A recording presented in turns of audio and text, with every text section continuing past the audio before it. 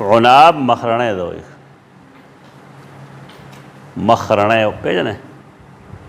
د اټکو علاقه کې که نه اټک کې دي علاقو کې ډېر هغه څیز دی د وینې صفایۍ دپاره بنیادي څیز دی دومره دا چې دا ګیس پیدا کوي نو لږ کم مقدار کې خوړل پکار دی دا توره دانه چې کوم ورته خلک وایي الحبة السوداء دلته مریض له ورکي خلک بلډ پریشر له و چې بلډ پریشر مریض له ورکړي نه غریب ښه ور واخلي تا دا چا ویلی ورکو وی دا حدیث کرایي چې دا شفا ده د هر څیز دپاره نو وی دا یې ګوره په دې بنیاد هم شاید چې ویلي چې سوا د مرګ نه دا د هر څیز شفا ده مطلب دا دی